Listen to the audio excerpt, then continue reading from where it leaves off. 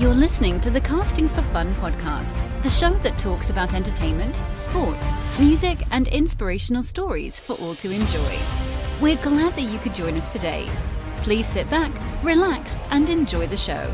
Now, here is your host, Albert Pineda. This is the Casting for Fun podcast. I am your host, Albert Pineda, and this is episode 99. I made it this far. I'm really excited. Really excited that I'm just a few days away from the 100th episode live stream, which will be taking place next week. But in the meantime, we're going to go ahead and do episode 99 for Wednesday, December the 6th, 2023. I hope everybody's had a wonderful Christmas season thus far, and that the whole month is great and amazing for my listeners and my family and friends. So for episode 99, it's just going to be me, but I'm going to try something out that I've been meaning to try, or I've been thinking about this idea for a while. It's actually two segments that I want to do, both of which are inspired by other podcasts and radio shows that I enjoy listening to. The Surely You Can't Be Serious podcast and the Petros and Money sports show on AM 570 or 570 on the AM dial. So anyways, what I want to do is use an idea that the Surely You Can't Be Serious podcast does. In fact, for those who aren't familiar with that particular show, it's two guys who talk about pop culture and movies, TV shows, music, toys from the 80s and 90s. And then sometimes they venture off into doing like the 2000s and 2010s, but they mostly focus on 80s and 90s. So what they do is they've taken certain albums, classic albums, and gone over every single album track by track, giving their commentary, using audio clips from certain songs. It's really cool sounding. In fact, past couple of months, they've done some album reviews of albums that I really love. So Vivid from Living Colour, The Cure's Disintegration, and Depeche Mode's Violator. So to me, I was just thinking, I love music so much. It's just a no-brainer to do something like this. So I'm going to take steal their idea and do a track-by-track review of certain albums. Particularly, I'll be looking into doing classic album reviews, albums that are going to be celebrating anniversaries next year in 2024. Which is going to be really cool and fun. There's certain albums that are going to be celebrating their 20th anniversary in 2024 that I really love. Incubus is A Crow Left of the Murder, Hot Fuzz by the Killers, The Funeral by Arcade Fire.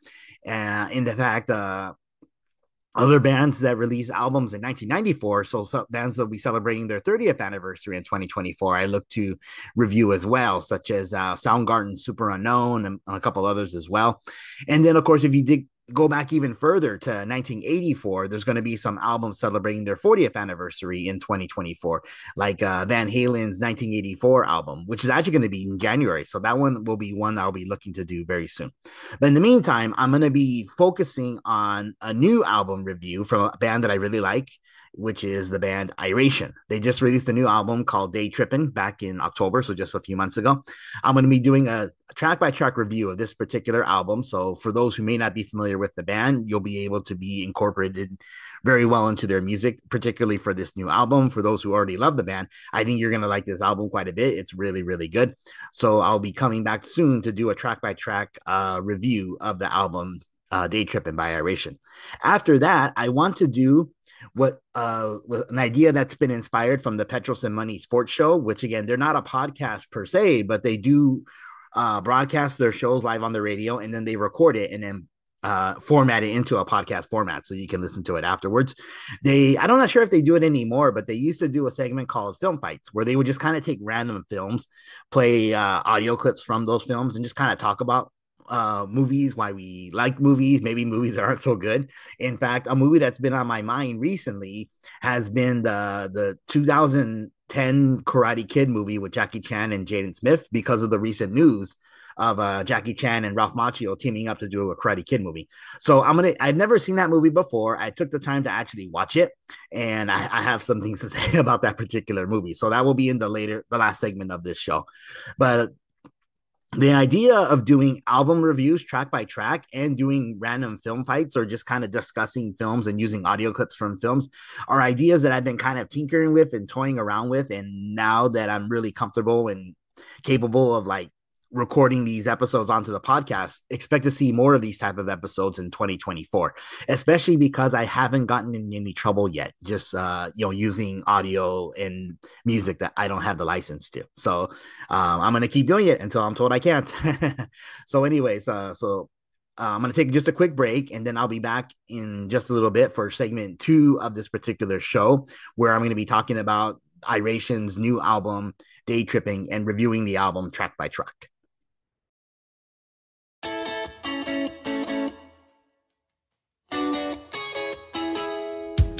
Worn down from the daily grind, it's getting harder just to make you smile, and the means to an end don't justify, and trying way too hard, just not my style. Won't spend another day wasting away, time to turn it all around. I wanna live life naturally. So welcome back to the show, everybody. For this segment, I'm going to be discussing Iration's newest album release, Day Trippin', going over it track by track. Before I get to the new album from Iration, I want to just give a brief history about the band for those who may not be familiar with them. Excuse me. So Iration is like a reggae rock band that plays a mix of reggae, dub, rock music, some pop elements mixed in as well. They were formed in Santa Barbara, so here in the Southern California area back in 2004. But what's interesting to note is that all the members originally hail from Hawaii, which is really cool. So, they got that island vibe. So that really cool style of music that comes from that state of Hawaii.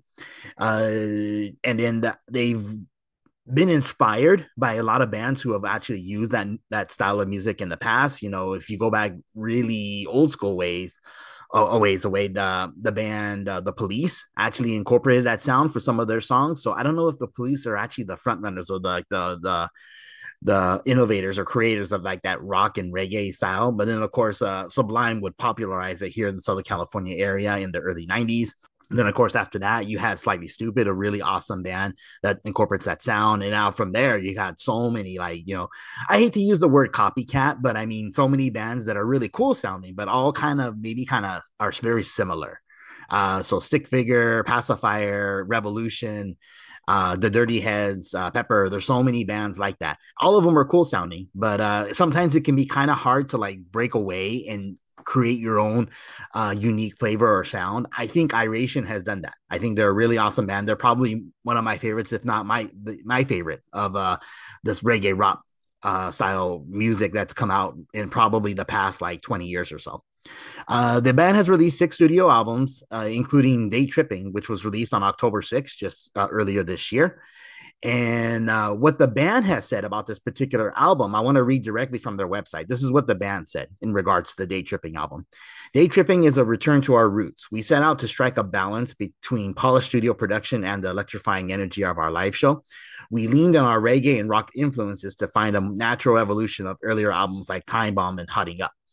So what's interesting to note is that the previous album they done, Coastin', which was released in 2020, kind of had a more romantic, kind of a smooth sound to it. In fact, actually, I loved it. I consider it to be their best album. Day Tripping is kind of more of bringing back in the harder rock sound that they kind of had before, but also incorporating still their smooth reggae grooves into the sound. So again, I think it's a good balance, but again, it is kind of like a return to form as to what they had done previously, even though I would consider the previous album before that, Coastin', to actually be their best work. So let's go ahead and dive into it track by track. Here, this is track number 1, the main leadoff single from the album, or I guess technically it's not the leadoff single, but it's probably the most notable single from the album thus far. It's called In Real Life, or goes by the initials of IRL. We can catch the sunset in real life. In real life. In real life. In real life. On a beach blanket fireside, crashing waves and the moonlight. Can't stop the hands of time, but we can lay here all night. And we should probably go, but I want you to know, if it were all up to me, we could run it all back again and make it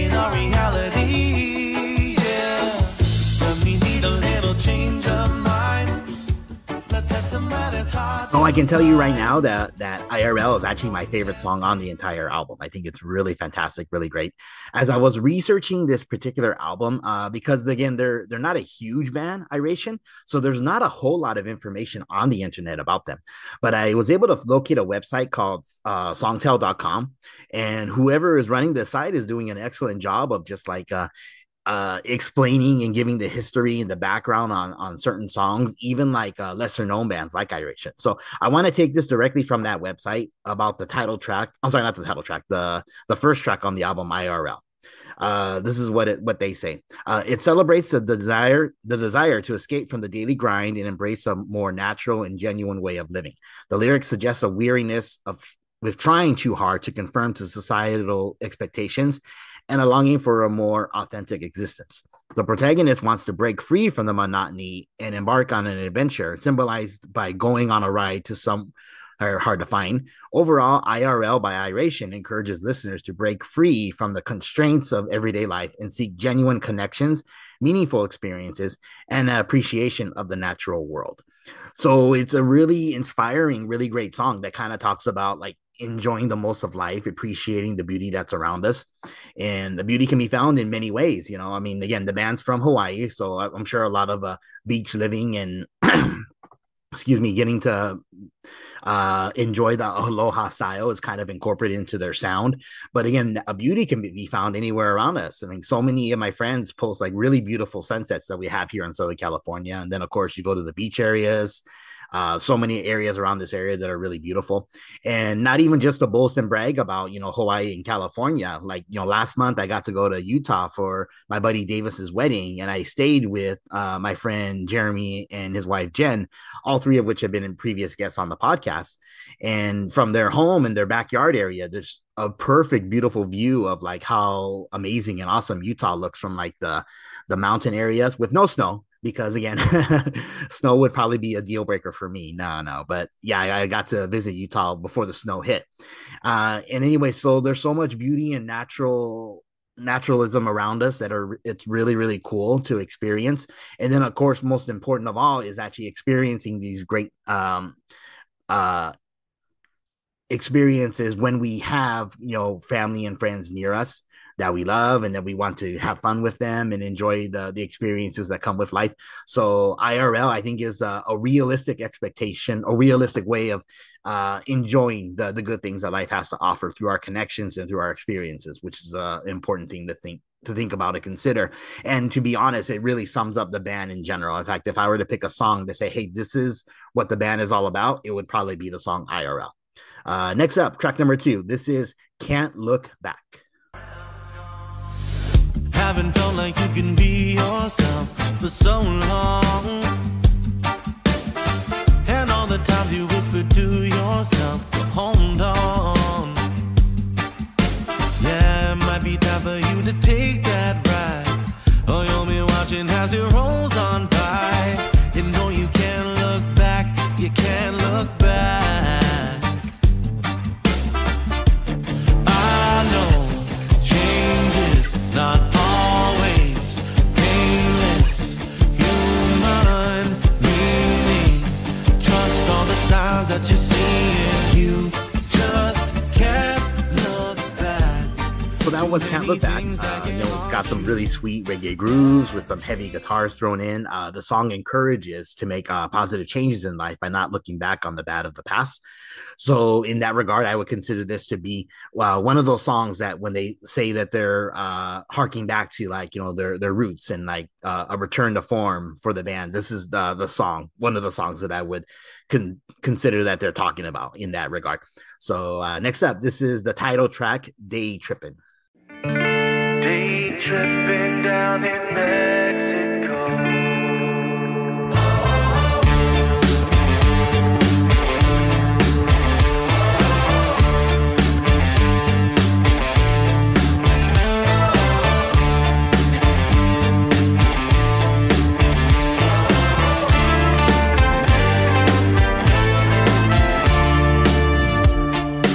And a man at Las Rocas. So this is what the band said in regards to Day Tripping. Day tripping is an ode to the magic and charm of Mexico. Every time we visit, we find that there's a certain intoxicating quality that comes from the raw natural beauty, culture, and the people. We try to capture that feeling in a song. And that was said by lead singer Micah Puchel. Hope I'm saying his name right. So yeah, Day Tripping, the title track is really, really cool. And again, along those lines of like the return to form style that the band is known for. Next up is Strange. Swim in misinformation, searching for something sacred while I watch the money roll in. And I hope when I'm gone, it won't be long till we're back where we belong. Can't wait till we're gone to move it along, back to where we belong. So I would consider Strange to be similar to Can't Look Back, the sweet reggae grooves with mixed in with the harder guitar. But instead of reflecting on a personal level of the chaos described in the song, it's actually more on a society level with the song Strange. So excuse me. So again, they kind of more their general take on the culture that we're experiencing now and how we can possibly overcome these things. So again, an interesting song to consider and to listen to. Okay, next up we have California Dreams. Nothing's for free. Sell your soul for your rent money. Everybody's high. Golden state of mind.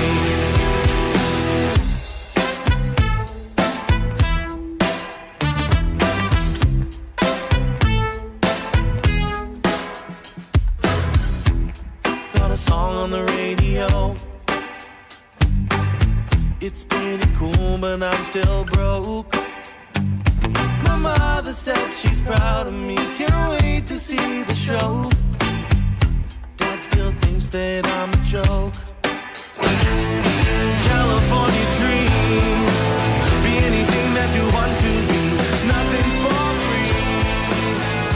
So I would also consider California Dreams to be along the lines of like old school, like Iration style. So it's a really cool song. It's a fun song and it's got some good guitar riffs to it too. I don't care for the title. The title reminds me of that really cheesy wannabe Saved by the Bell show on NBC called The California Dreams. If you don't remember that show, then you're fortunate. It's not that big of a deal. I just associate that title with that sitcom. So I kind of would have preferred if Iration would have called it something else. Maybe they don't even know of that show. In fact, I imagine few people probably don't. So yeah, that would be my only gripe, is that maybe call the song something else. But it works out good enough. Okay, so next up, track number 6. This is Last Night featuring Maxi Priest.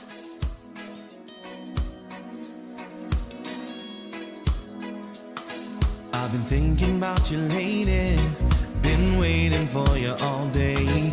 I was hoping that you'd make it back by sundown. Saw you looking lovely when you said pour us some bubbly. I could see that you weren't messing around. Lights were down low, I start to smile. Haven't been here for a while.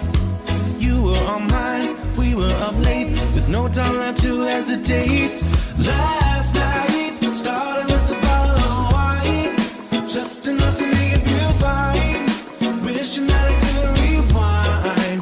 Girl, you had me feeling in the mood.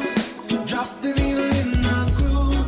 You were doing. So Last Night is a song that would have fit in very perfectly on Iration's previous album, Coastin'. Very like romantic, very kind of like polished, very like R&B inspired, I guess, a little bit, but it's really beautiful, really cool song, and features a notable British Jamaican singer, Maxi Priest, who also had a guest appearance on the Easy Star All Stars album this year, the Ziggy Stardust cover album that they did. So Maxi Priest has been around for quite a while, and he contributed to 2 albums that I really enjoyed from this past year of 2023. And again, yeah, so very romantic in nature and would fit in perfectly on the Coastin' album, but it also fits in perfectly for this album, for Day Tripping.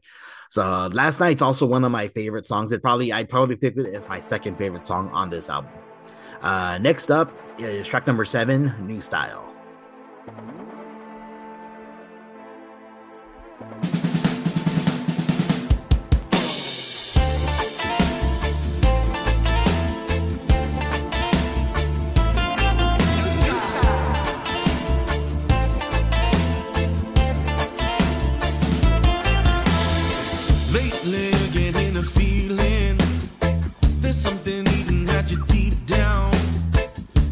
you're searching for a reason.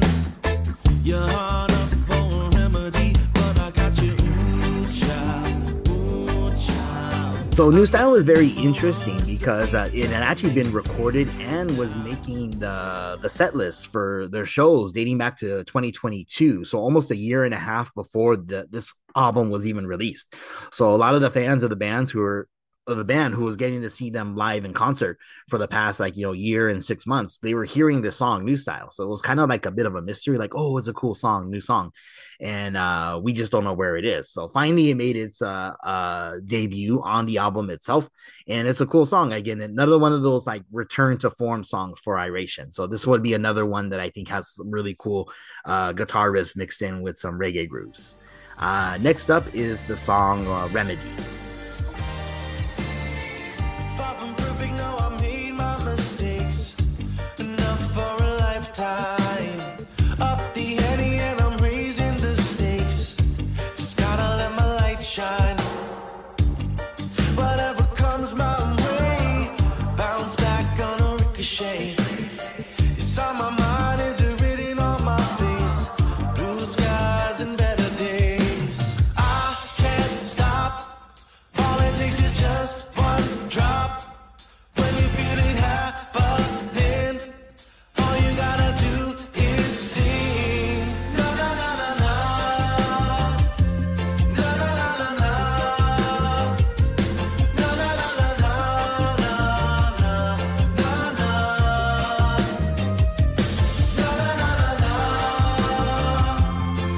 na. So I want to share some of the lyrics from the song Remedy because I think they're very inspiring, very uplifting. So this is what some of the lyrics from the song goes. Far from perfect, I know. Far from perfect, no, I made my mistakes. Enough for a lifetime. Up the ante, and I'm raising the stakes. Just gotta let my light shine. Whatever comes my way, bounce back. Gonna ricochet. It's on my mind. It is written on my face. Blue skies and better days. So it's a really, really cool song. Remedy, I think it's kind of like, again, with the return to form, like rock and reggae, perfect mixture of the two styles.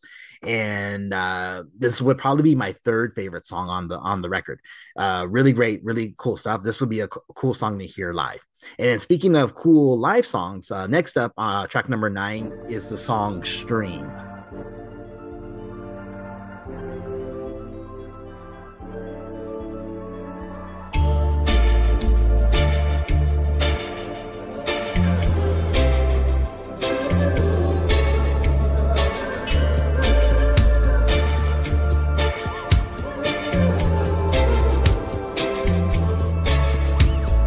Listen to the river singing sweet songs. Tap into your soul in the stream of consciousness. Sink into the banks of this fertile land. Following the tracks written in the sand. Wanna dip my toe, feel the water. So Stream is a very cool, like a slow jam, very dub-esque style song. Would create a really awesome atmosphere for their live show. So this would be one that I'm sure they probably love playing live. And it's probably a great song to open up a show, to create that atmosphere for the rest of the evening. So Stream is definitely one of my recommended songs as well. And now we're reaching the very end. So this is track number 10, which is Come Down featuring Claire Wright. 'Cause I'm feeling the come down. I need you. Addicted to waste down. 'Cause the nights are cold when I can't hold you. I want you. 'Cause I'm feeling the come down.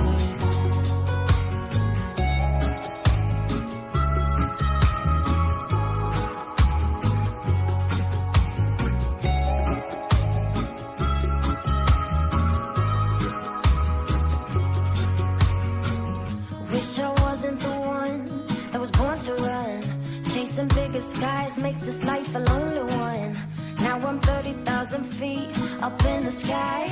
So Calm Down I think is a great song to kind of wrap up the album. Is an acoustic song, ties into acoustic versions of their songs that they've done previously for a full-length album.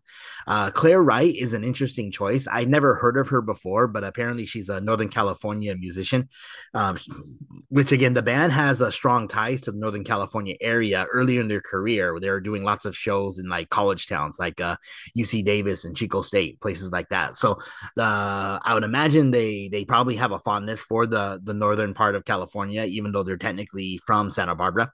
And so Claire Wright was an interesting choice. They are probably familiar with her because of her ties, because she's from the Northern California area. And I listened to some of her songs too. They're pretty cool. They're pretty cool stuff. So I think she has a great voice, and I think she was a great choice to accompany the band for this last song to wrap up this particular album. So there you go. That was Day Trippin' by Iration. You know what? There's not a whole lot of information about this album on the internet. So I kind of just did my best to kind of talk about in general how I feel about each of the songs. I think all the songs are great. So I think top to bottom, this is a really great album. I would pick this as my second favorite Iration album, just behind the Coastin' album. And for me, it was fun just to actually, incorporate all these songs into the show. And so people who may not know of the band, if you get a chance to listen to this episode, you'll become familiar with these songs, and hopefully you enjoyed it. And hopefully Day Tripping is an album that you want to check out. I highly recommend that you do so. And yeah, so definitely gets my highest recommendation. It's really, really great album, and it was really awesome to listen to this year. So thanks for indulging me in my first attempt of doing a track by track album review.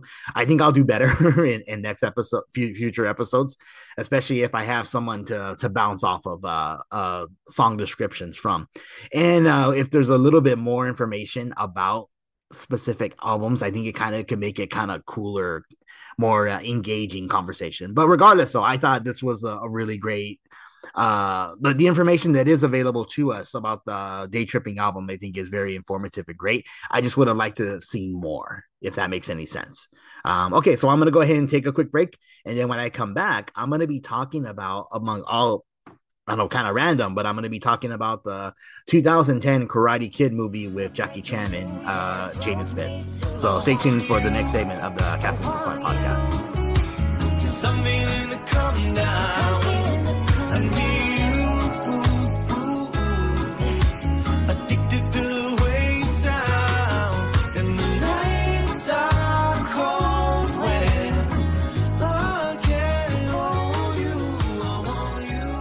So welcome back to the show. For this last segment, I'm going to be talking about the Jackie Chan and Jaden Smith Karate Kid remake of 2010. And it may seem kind of random that I'm just bringing this up to talk about this on the podcast. In fact, it kind of is random, but I promise you that there is a specific reason as to why I wanted to watch this movie and be familiar with what happens in this movie. First and foremost, because I had never seen it, and but we'll go into more specific reasons towards the end of this review.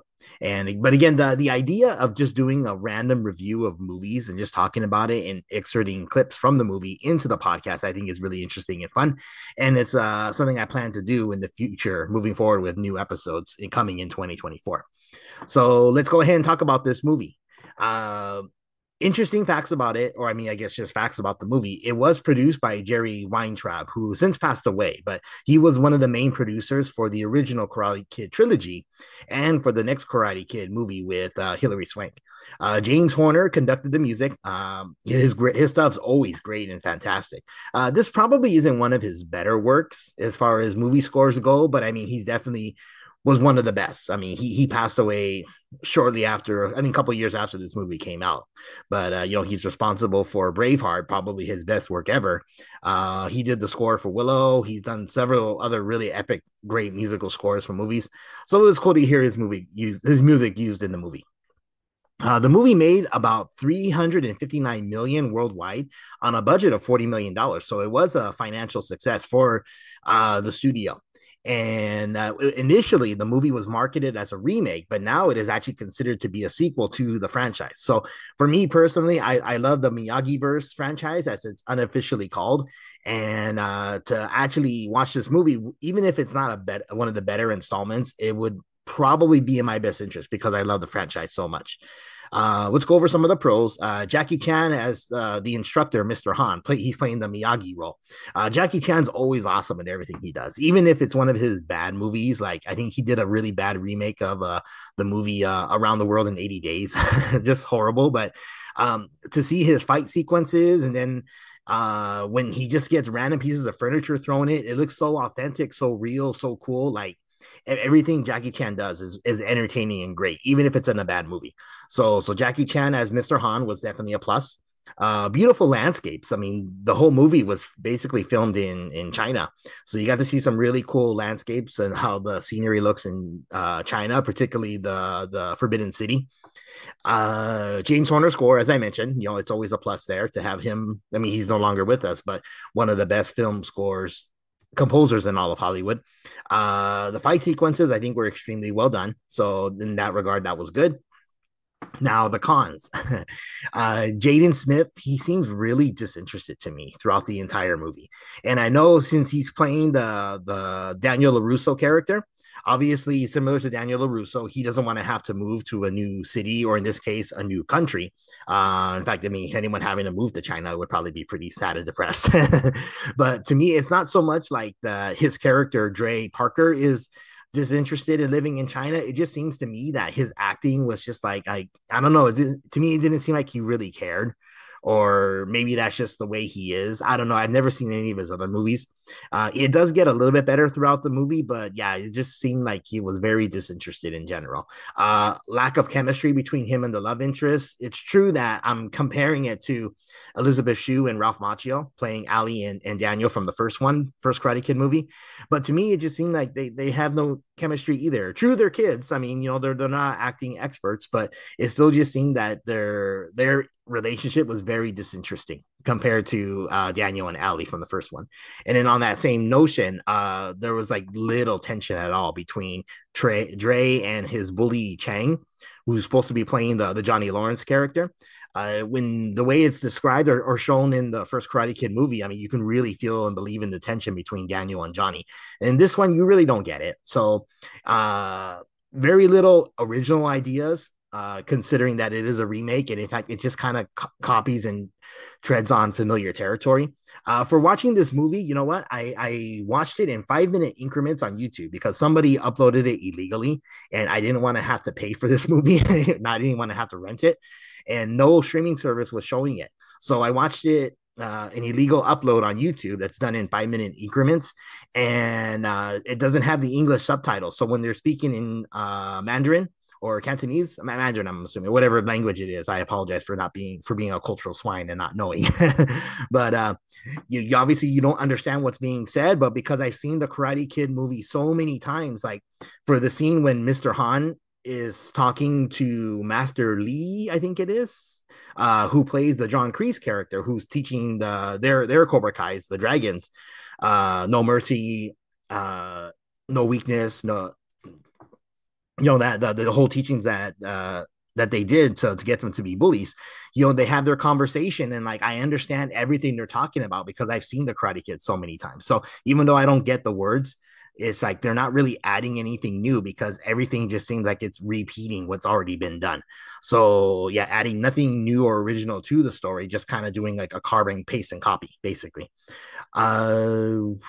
I want to go ahead and go over a particular scene though. So even though, yes, there's pros and there's more cons than pros in this particular movie, there is a scene that I wanted to play the audio clip from. So Dre, played by Jaden Smith, is kind of disrespectful and rude to his mom. He's constantly leaving his jacket on the floor, and his mom is constantly asking him to pick it up. And, that kind of reminds me as a parent, having to tell your kids like 10 or 20 times to do something before they finally do it. Mr. Han sees him because he's a handyman, just like Mr. Miyagi was. So he's at their house fixing like their door or something like that. He sees that Dre is being kind of rude and disrespectful to his mom. So when he teaches him kung fu in this movie, not karate, kung fu. He's using the muscle memory technique of having them go through the routine of picking up your jacket, hang it up, put it back on the floor, pick it up, doing it like thousands of times over and over again to learn the muscle techniques. And then we get to see the results of what happens. So again, this is again describing to a T what actually happens in the first Karate Kid movie, where Miyagi begins teaching Daniel muscle memory techniques for defensive maneuvers before he gets into the more offensive stuff. But I think this scene is actually done pretty well. So that's why I wanted to share an audio clip. So this is Mr. Han teaching Dre in helping him incorporate the muscle memory techniques that he's finally learned over the course of weeks that they've been training. But no face. Check out!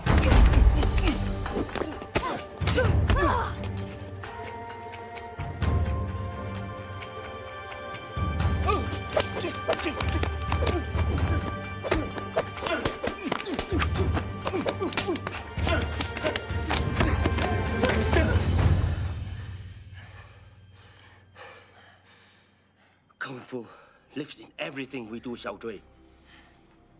It lives in how we put on the jacket, how we take off the jacket. It lives in how we treat people. Everything is Kung Fu. So the things that Mr. Han teaches Dre is really important, because what we see here is that he's learning that everything you do is related to kung fu, particularly how you treat people. So teaching him to be kind and respectful, and to know that it's for defensive purposes only, that it's to help defend yourself and to help defend those who are weak and can't protect themselves. So it's, even though it's just kind of repeating what's been done before in the Karate Kid movie, the original, I think it was actually well done in this particular movie. That's probably my favorite scene of the movie, where Dre's finally learning that Mr. Han was teaching him valuable techniques and valuable stuff.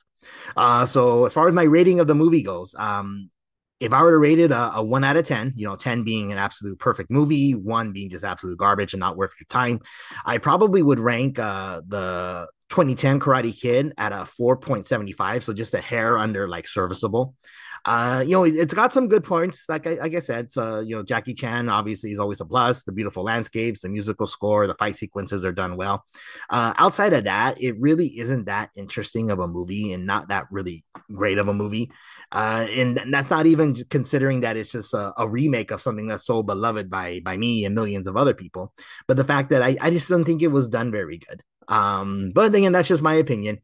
So for those who haven't seen the movie, please let me know what you think of the 2010 Karate Kid movie. And that being said, also, I'm going to go back to Day Tripping as well. I didn't give a score for that one. I would rate Iration's Day Tripping at a 9.25 out of 10. So, I mean, the album's near perfect. It's just really, really great. So definitely check out that album when you get a chance. Lastly, I want to jump into do some speculation talk as to why I chose to watch this movie and what it could mean for the future of the Karate Kid franchise, to kind of see if there was, in fact, any connections between this and the Miyagi verse. And supposedly this is not just simply a remake. It's supposed to be part of the Daniel LaRusso and Mr. Miyagi universe of movies. Really, there's no connection at all initially. I mean, there's nothing that was said, or no names were dropped, nothing of that nature, no discussing of previous events. It really kind of is a standalone movie, just basically copying everything that had already been done in the first one. But what's interesting to note is that Mr. Han is of Chinese descent. And then we learn in Karate Kid Part 2 that Miyagi's ancestor, Shimpo Sensei, accidentally traveled to China. In fact, it's not kind of racist or inappropriate to say it, but I love how Miyagi says it in the movie. And then later on, years later, when Daniel tells the story to Johnny, and then Johnny's trying to recount the story of Shimpo Sensei, it's just so funny that a stronger wind, a stronger sun, a stronger sake. Sorry, it's just really funny to me. But so Shimpo Sensei, a descendant of Miyagi, accidentally was fishing on a boat. No, there was no fish, so he wasn't catching anything. It was really hot, and he was really drunk on sake. So He fell asleep on his boat, drunk, and the wind was really strong that apparently it carried him over to the coast of China. It's just a movie. Who knows if that's actually possible? Can that really happen if someone's fishing off of Okinawa? But anyway, so the story goes is that he met a Chinese woman. He had 2 kids with this woman, and he brought back the drum technique to Okinawa and incorporated it into Miyagi-Do karate, which we learned in Karate Kid Part 2. That's the defensive technique Daniel was able to use to beat Chosen. So obviously there is a connection and a relationship between the Miyagi family and the country of China. So I'm wondering if Mr. Han, played by Jackie Chan, is possibly a descendant of this Chinese woman who met Shimpo Sensei, Miyagi's ancestor. That would be a good explanation to possibly say that, yes, Mr. Han knows the Miyagi family. They probably couldn't do it that Mr. Han knew Miyagi personally, because as far as we can tell in the movie, when Miyagi left Okinawa, it's described in Part 2, he leaves Okinawa because his friend Sato is going to force him to fight to the death. For feeling dishonored because the woman he's interested in is actually interested in Miyagi.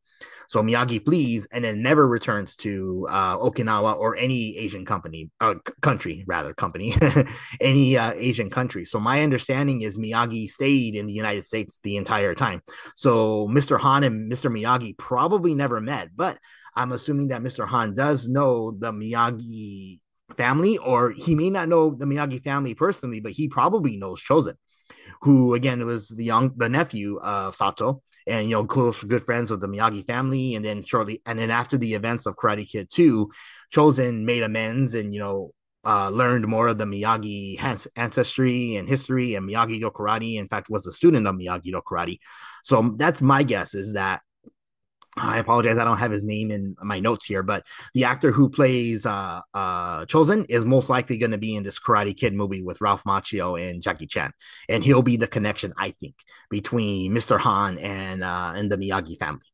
So there you go. That's why I wanted to learn more about this 2010 Karate Kid movie, and it's kind of funny that I probably could have learned all that without even watching the movie. So I wouldn't have considered it a waste of my time watching this movie. Again, I watched it in 5-minute increments over the course of like 4 or 5 days on YouTube. So I probably wouldn't recommend it, but at the same time, I don't think it's an absolute waste of time. If you love the Karate Kid movies. If you don't, then yeah, I'd probably say steer clear of this movie. You're probably not going to enjoy it. But yeah, this was fun for me. This was really cool, just talking about movies, even if it's not necessarily a good movie.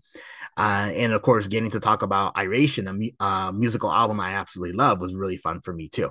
So I'm planning to do more segments like this in the future in 2024, talking about albums, going over them track by track, and just talking about random movies and incorporating clips from the movie to get a more inside take on the movie itself. So thank you to all the listeners. Thank you for listening to 99 episodes of the Casting for Fun podcast, or if you only listen to one, just thank you for the support. And next week, I'm really excited. Episode 100 live stream coming on Monday night, December 11th. So I'm really looking forward to that. Thank you, everybody. And you've been listening to the Casting for Fun podcast.